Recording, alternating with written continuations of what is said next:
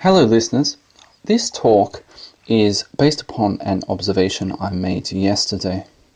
Steve Saylor once famously remarked that political correctness is a war on noticing. And the things I will talk about in this talk are slightly politically incorrect because I noticed something. So the context to this is that yesterday I went to an activity and it was on the weekend. It was held at a school, a primary school, what Americans would call an elementary school. And it was in the hall of the school. So before the activity began, I just had a look around the hall because they had displays of different things, student work predominantly in the hall. So I had a look at that kind of stuff. And most of it was fairly uninteresting, it was fairly innocuous. But there was one display that was quite interesting.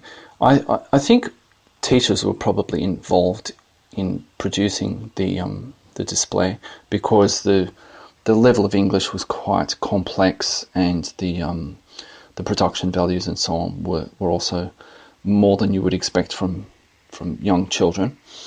So this particular display, it had 7 A4 pages and they had text and pictures on them. The pages were laminated and then they were stuck to the wall. And it seemed to be about something to do with festivals. There was no sort of broader context or there was no explanation about what the display was. It just had 7 pages and each one of them outlined a particular festival. And I suspect they were festivals that were celebrated in Australia. So first I'll list the festivals and then I'll go into a little bit of explanation for some of them because some of them might not be too well known to some of you. So in alphabetical order, here they are: Australia Day, Chinese New Year, Diwali, Eid al-Fitr, Glendi, Ramadan, and St. Patrick's Day. So, Australia Day. Australia Day is the national day of Australia. It basically commemorates when civilization was brought to Australia on the 26th of January 1788, so 227 years ago. And it's sort of a general all-purpose national day. They have awards, there are fireworks, all the usual stuff that occurs on those kinds of days. Chinese New Year is fairly straightforward. Diwali is the main Hindu festival. It's the festival of lights. Eid al-Fitr is the final day of Ramadan. So Ramadan actually gets featured twice on this list. Glendi. Now, Glendi, I had never heard of Glendi. I don't know why. I don't think it's that big, really. But basically, Glendi, it seems, after a little bit of research, it seems that Glendi means celebration or has some sort of connotations to do with celebration in Greek. So it's a Greek festival. This one in particular, as it's celebrated in different places in Australia, is in recognition of Greek independence on the 25th of March. So it usually occurs around that time, depending on when the weekends fall. And it's been celebrated in Australia for approximately 30 years or so. Now, as I mentioned, I had never heard of Glendi before. It is celebrated in several places in Australia, but I don't think it's that big. Ramadan is the major Islamic festival. It lasts for a month basically, and there's all sorts of stuff that goes on there. But that's in commemoration of the first revelation for the Quran from Allah to Muhammad, supposedly. And then St. Patrick's Day. Now, St. Patrick's Day, most people in the Anglosphere know what that is, and I'll go into a little more depth about St. Patrick's Day in a moment. So there were 7 festivals there, and 3 of the 7 were European or Western, and 4 were non-European or non-Western. The interesting thing to me about the European festivals is that only one of them, St. Patrick's Day, is nominally religious. And I say nominally religious because although it's named after a saint, and there's a whole history of that, obviously. These days, at least as it's practiced in Australia, they have parades and so on, and there's a sort of general celebration of Irish culture. But these days, St. Patrick's Day is basically a big excuse for people to get really drunk in Australia. And it's interesting because it's one of the few real expressions of white ethnicity that gets really it's not just tolerated, but it's actually sort of not encouraged, but something along those lines. It's seen as very positive, and it's one of the very few expressions like that of Western European culture in Australia, or British Isles culture in Australia, that's really celebrated. And in some ways I think it has become somewhat of a proxy for white celebration in general, though most people are probably not aware that they're doing it for that reason. And of course, as I mentioned, it's basically just a big excuse for people to get really drunk. In fact, I had a look at the page on Wikipedia about St. Patrick's Day, and there was actually someone in Ireland, some sort of religious minister in Ireland, who described St. Patrick's Day as being mindless, alcohol-fueled revelry. So it seems even in Ireland, to a certain extent, the religious aspects of it have taken on a secondary role to the drinking. And it made me a little bit surprised that they would actually teach this to children, because obviously they didn't talk about everyone going out and getting really drunk, but that's essentially what St. Patrick's Day is in Australia. It seemed like a strange thing to teach children. Nevertheless, as I mentioned, St. Patrick's Day was really the only one that was even vaguely religious. In contrast, all 4 of the non-Western festivals, so Chinese New Year, Diwali, Eid al-Fitr and Ramadan, all of those are religious. Chinese New Year actually does have nominally religious aspects to it, though these days, at least as it's practiced in Taiwan, it seems to be almost akin to the way Christmas is observed in the West, in that it's a family get-together, people eat, food is a big part of it, everyone eats together, and then there are gifts exchanged. In Taiwan, it's red envelopes that have money in them, and there's a whole protocol about who gives money and who receives money, because not everyone gives and not everyone receives. It's basically about seniority. Seniors give to juniors, pretty much. It's slightly more complicated, but that's basically the gist of it. Seniors give to juniors. But it's basically pretty much a secular festival. So some people do go to a temple and engage in other activities like that, but it's fairly secular. And of course, the other 3 are very, very religious: Diwali, Eid al-Fitr, and Ramadan. They're very religious.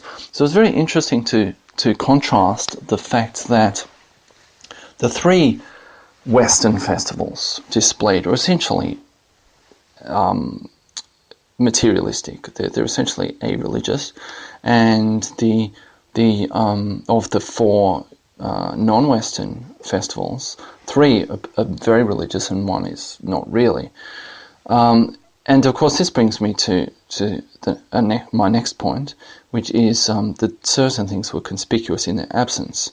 The first one, actually, that I only just thought of a while ago, was that there was nothing about Aboriginal culture.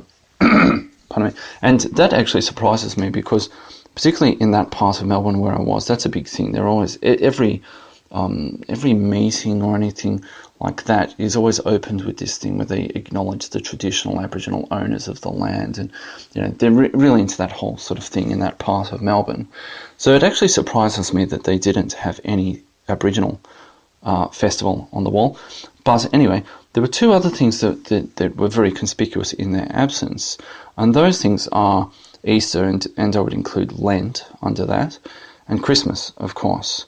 It seems very strange that they didn't have anything about Easter, and they didn't have anything about Christmas. Now, why would that be? Well, one explanation might be that everyone knows what Easter and Christmas are. Well, actually, I would say in that area, it's a very multicultural area. I don't think you could take that as given, that everyone would know what Easter and Christmas are in that area. There would be lots of people who would come from non-Christian backgrounds, non-Western backgrounds, and I don't think we could take it as given that they would know what the full story behind Christmas, and certainly Easter. I don't think they would know anything about Easter. In fact, I would say probably the average white Anglo-Australian kid these days probably doesn't really know what Easter is about. They would just think of Easter eggs and rabbits, that kind of thing. But even if we said, okay, people know what these things are, but then why would Australia Day be on the list? Because surely everyone knows what Australia Day is. So it's a little bit strange, that explanation. I don't think that suffices. Then we might say, well, these other communities, Muslims in Australia, for instance, they are very religious, whereas the average person of European descent in Australia is not particularly religious. White Australia is pretty secular, actually. So not having Easter and Christmas there is actually reflective of that reality. Though, as I mentioned before, Christmas has a whole non-religious component to it these days, and it's the major festival in the year, pretty much in any Western country. So, but that's a bit of a strange explanation, also. But also, further to that, I would say that Glendy was on there, and Glendy is something I had never heard of, and yet I was aware that in Orthodox Christianity, so in the Greek communities in Australia, they're a lot more religious than people of Western European origin, and Lent and the build-up to Easter, those festivals are very important. They're taken very seriously, actually, in Orthodox communities in Australia. So why would they have Glendy on this display but not Lent or Easter for Greeks? That doesn't make sense either. So then I thought, okay, well, maybe it has something just purely to do with ethnicity. So I looked up the ethnic origin, the ancestry of people in Australia. And these figures come from the 2011 census. And they're self-reported, or this is how people self-identify. So 36.1% of people identified as having English ancestry. And I'm not sure if you could have multiple things. You could list multiple ancestries here. Nevertheless, the Wikipedia page I took these from basically just list each one as a percentage. So after English, just behind that was Australian at 35.4%, then Irish at 10.4%, then Scottish at 8.4%, and it just occurred to me that probably if I add up these percentages, we'll end up with more than 100, so I think you probably can list more than one. Alright, so Scottish, 8.9%, Italian, 4.6%, German, 4.5%, and I should say at this point, at 4.5%, there are actually more than 1 million people out of Australia's population of, I think it's 23 million, something like that. Over 1 million people in Australia have German ancestry. I do. And particularly people in South Australia, in the state of South Australia, because a lot of Germans settled there towards the end of the 19th century, and indeed that's where some of my German ancestry comes from. My paternal grandmother was from South Australia, and Chinese is next on 4.3%. Then I looked up the number of Muslims in Australia, and obviously Muslim is not an ethnicity, it's a religion, but I wanted to put this in here for reference. So the number of Muslim, or the percentage of Muslims, or people with Muslim ancestry, is 2.25%, which is less than half of those with Italian descent, and it's half of those who have German descent, German ancestry. Then Indian comes in at 2.0%, and there's obviously overlap between Muslim and Indian.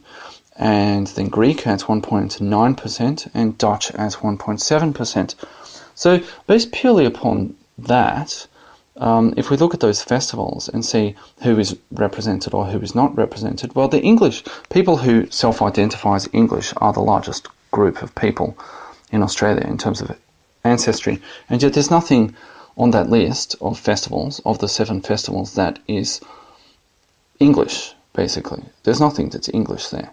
The closest that we get is Australia Day, but that's not really English. Then next we have Australian, okay, so that's represented by Australia Day. Irish, okay, that's represented by St. Patrick's Day. Scottish, and this comes in at more than 3 times what Muslims come in at, or more than 4 times what Indians come in at. There's nothing for Scottish. Italian, there's nothing for Italian, and yet they're the 5th largest by percentage.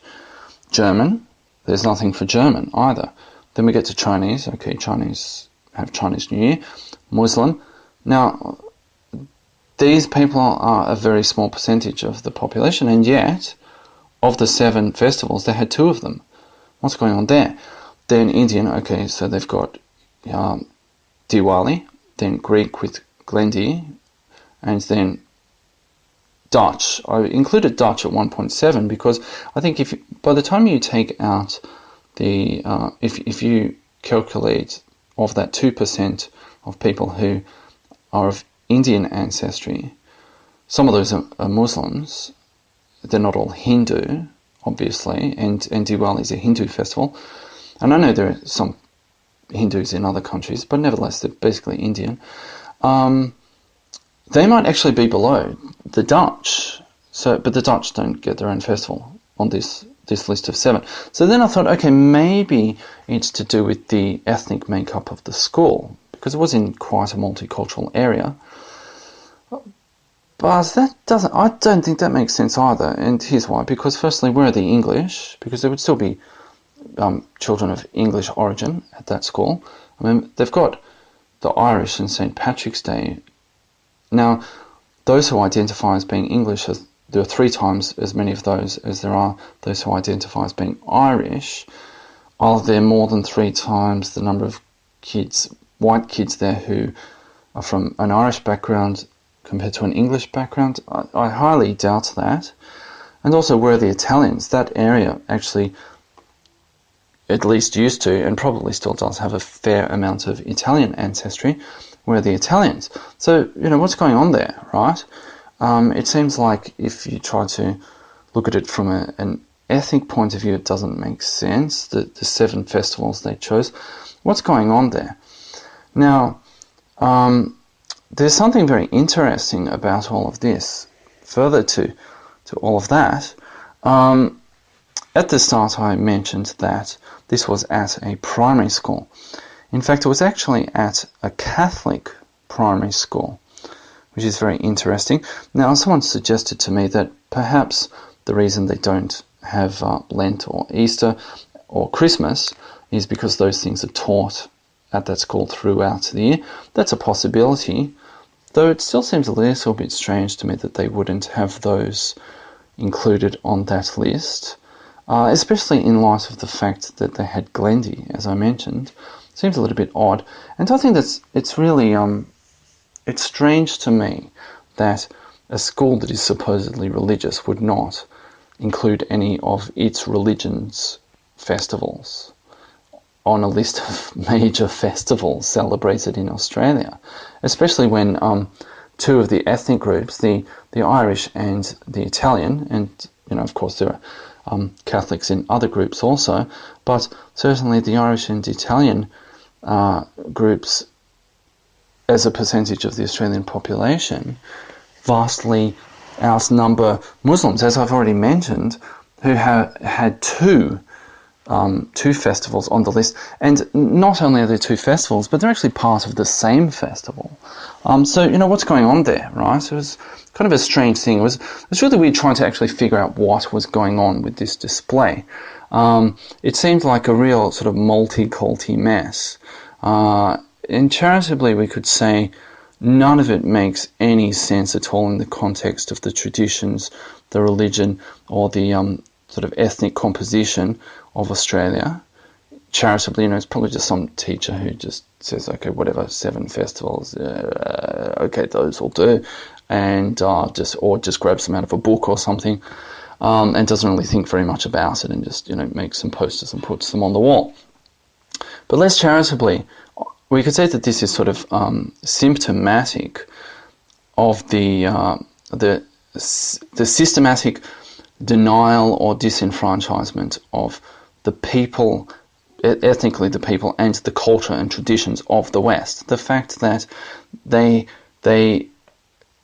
had all these things that are actually quite obscure, and yet two very large elephants in the room, Easter and Christmas. And I'm not religious, but it still strikes me as odd that in any discussion about the festivals or celebrations of a Western nature that Christmas wouldn't come up in that. It's a little bit strange to me that wouldn't come up. And I think this is really symptomatic of the way Western culture is disregarded, because do they just think that Westerners, all these other Western ethnic groups other than the Irish, don't have any actual culture? The English don't have any culture.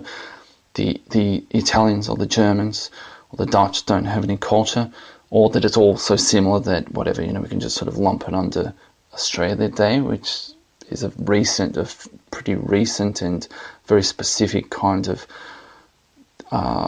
festival. It doesn't have deep roots and all of that kind of stuff. What's going on there? So it was a very interesting thing for me to observe, and I didn't have time to ask anyone about it or to really get into it too much. But as I mentioned at the start, political correctness is a war on noticing. So that's just a snapshot of society, multiculturalism, and so on. It's a little postcard from Australia. Let me know what you think in the comments. I'm sure there'll be some very insightful and incisive comments about all of this. So thanks for listening.